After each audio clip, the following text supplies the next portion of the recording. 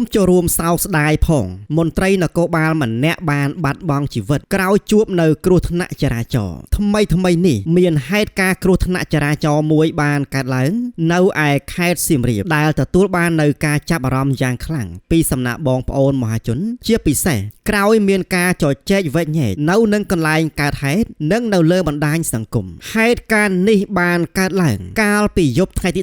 18ខែកក្កដាឆ្នាំ2026នៅវេលាម៉ោងប្រហែលជា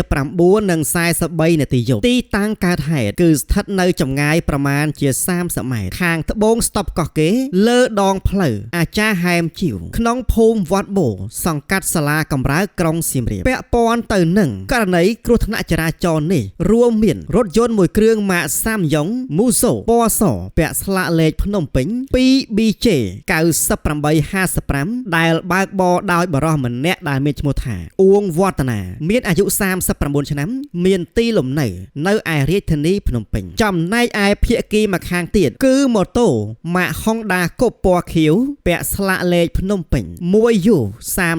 3695ដែលបើកបរដោយបរិសម្នាក់ឈ្មោះសានសានីដែលជាមន្ត្រីនគរបាលចរាចរណ៍ផ្លូវគោកមានឋានន្តរស័ក្តិអនុសេនីយ៍ឯកនិងជានាយរងការិយាល័យចរាចរណ៍នៃស្នងក្រថាននគរបាលខេត្តសៀមរាបក្រោយពេលប៉ះទង្គិចគ្នាភ្លាមក៏មានហេតុការណ៍មួយបានកើតឡើងដែលបានទាក់ទាញចំណាប់អារម្មណ៍ដល់បងប្អូនមហាជនយ៉ាងខ្លាំងយោងទៅតាមប្រភពព័ត៌មានបានដឹងថានៅពេលដែលភ្នាក់ងារសារព័ត៌មានក្នុងស្រុកបានចុះទៅថតរូបនិងធ្វើការផ្សព្វផ្សាយ live ផ្ទាល់ពីកន្លែងទីតាំងកើតហេតុស្រាប់តែមានស្ត្រីម្នាក់ដែលជាអ្នករួមដំណើរនៅក្នុងរថយន្តបង្កក៏បានចេញមុខមកហាមឃាត់និងប្រកែកមិនឲ្យមានការថតរូបផ្សព្វផ្សាយនោះទេនៅក្នុងស្ថានភាពនោះស្ត្រីរូបនោះបានលើកឡើងថាម៉ូតូជាភាគីអ្នកជិះមកបុករថយន្តរបស់ខ្លួនទៅវិញបន្ថែមលើសពីនេះក៏មានការលើកឡើងនៅពាក្យសម្ដីខ្លះៗដែលបានធ្វើឲ្យមានការយល់ច្រឡំថាស្ត្រីរូបនោះ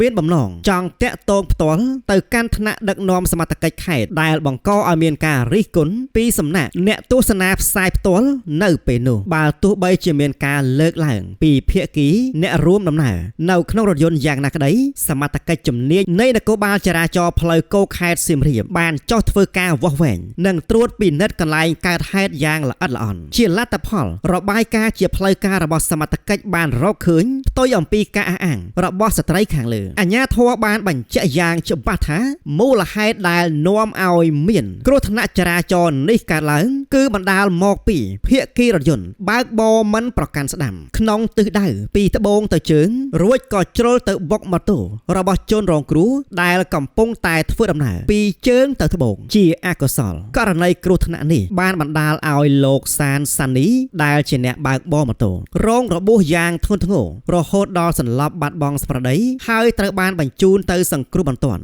នៅឯមន្ទីរពេទ្យបង្អែកខេត្តសៀមរាបភ្លាមក៏ប៉ុន្តែដោយសារតែស្ថានភាពធ្ងន់ធ្ងរពេកលោកបានទទួលមរណភាពកាលពីយប់ថ្ងៃទី20ខែកក្កដាឆ្នាំ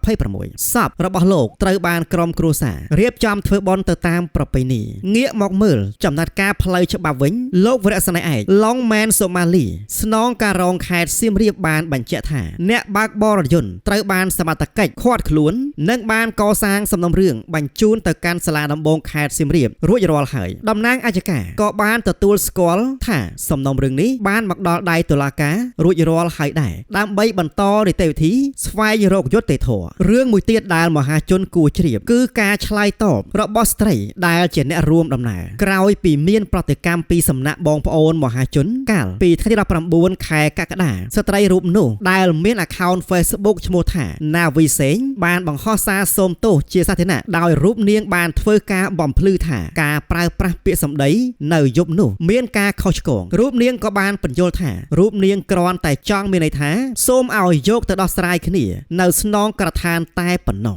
រូបនាងពិតជាមិនមានទំនាក់ទំនងផ្ ទាល់ឬក៏ជាសាច់ញាតិជាមួយនឹងថ្នាក់ដឹកនាំនៃស្នងក្រឋានដោយការយល់ច្រឡំនោះទេបាទប្រិយមិត្តពុកម៉ែបងប្អូនទាំងអស់គ្នាជាទីគោរពបើយើងមើលទៅលើព័ត៌មានដែលមាននាពេលបច្ចុប្បន្ននេះហេតុអ្វីបានជារឿងនេះคล้ายទៅជាប្រធានបទដ៏ក្តៅកគកចំណុចទី1នោះគឺអត្តសញ្ញាណរបស់ជនរងគ្រោះដែលជាលោកមន្ត្រីនគរបាលចរាចរណ៍ដោយផ្ទាល់ក៏ប៉ុន្តែបែរជាคล้ายទៅជាជនរងគ្រោះនៅក្នុងហេតុការណ៍គ្រោះថ្នាក់ចរាចរណ៍នេះទៅវិញចំណុចទី2គឺសកម្មភាពប្រទាញប្រទង់គ្នានៅនឹងកន្លែងកើតហេតុរវាងភាគីរថយន្តនិងអ្នកសារព័ត៌មានដែលបានបង្ហាញឲ្យឃើញអំពីកម្រិតនៃភាពតានតឹងផ្លូវអារម្មណ៍នៅពេលដែលមានករណីគ្រោះថ្នាក់ចរាចរណ៍បានកើតឡើងចំណុចសំខាន់ដែលយើងអាចទាញចេញអំពីរបាយការណ៍របស់សមត្ថកិច្ចនោះគឺភាពខុសគ្នារវាងការសន្និដ្ឋានផ្ទាល់ខ្លួននៅនឹងកន្លែងកើតហេតុនិងលទ្ធផលនៃការវាស់វែងតាមជំនាញបច្ចេកទេសការអះអាងរបស់ភាគី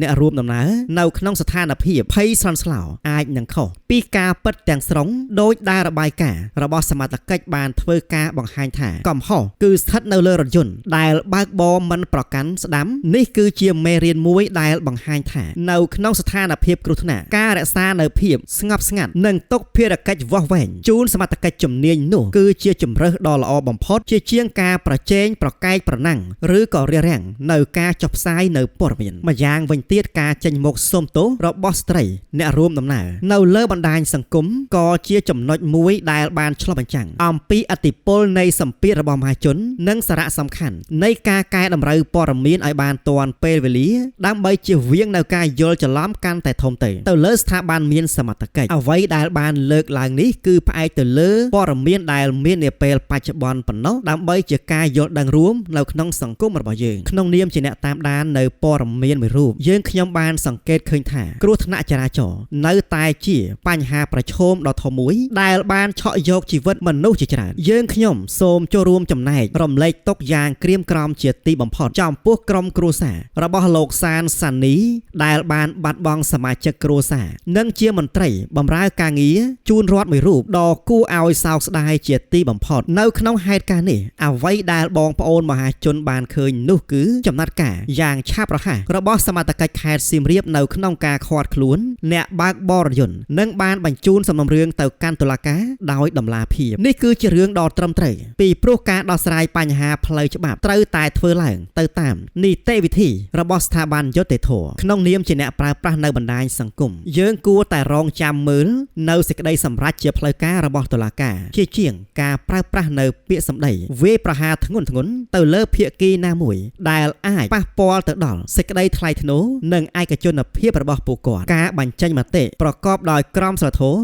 និងហេតុផលនោះគឺជាការចូលរួមចំណែកលើកកម្ពស់សង្គមជាតិមួយដែលពោរពេញដោយការយោគយល់និងយុត្តិធម៌ពិតប្រាកដសរុបជារួមមកវិញហេតុការណ៍គ្រោះថ្នាក់ចរាចរណ៍នៅស្តុបកោះកេរនេះបានបន្សល់ទុកនៅក្តីសោកសង្រេងនិងជាមេរៀនជាច្រើនសម្រាប់យើងទាំងអស់គ្នាក្នុងការប្រុងប្រយ័ត្នរាល់ពេលបើកបរនិងរបៀបគ្រប់គ្រងស្ថានភាពនៅពេលដែលមានបញ្ហាកើតឡើងសំណុំរឿងនេះគឺកំពុងតែស្ថិតនៅក្នុងដៃរបស់តុលាការដែលយើងជឿជាក់ថាយុត្តិធម៌នឹងត្រូវបានផ្ដល់ជូនយ៉ាងពិតប្រាកដប្រសិនបើមានព័ត៌មានអាប់ដេតថ្មីឬក៏ការសម្រេចយ៉ាងណាពីសំណាក់ស្ថាប័នតុលាការនោះសូម Page Plan នឹងបន្តធ្វើបច្ចុប្បន្នភាពជូនបងប្អូនជាបន្តទៀតសូមប្រិយមិត្តទាំងអស់គ្នាចូលរួមបើកបរដោយគោរពច្បាប់ចរាចរណ៍និងការយោគយល់អធ្យាស្រ័យគ្នាប្រសិនបើបងប្អូនយល់ឃើញថាវីដេអូនេះមានប្រយោជន៍និងផ្ដល់ជូននៅព័ត៌មានច្បាស់លាស់សូមកុំភ្លេចចុច Like និង Subscribe លើ Channel សូភា Explain ដើម្បីទទួលបាននៅការសម្រាយព័ត៌មានបែបស៊ីជម្រៅនៅពេលក្រោយៗទៀតខណៈពេលនេះខ្ញុំបាទសូមអរគុណនិងសូមជម្រាបលា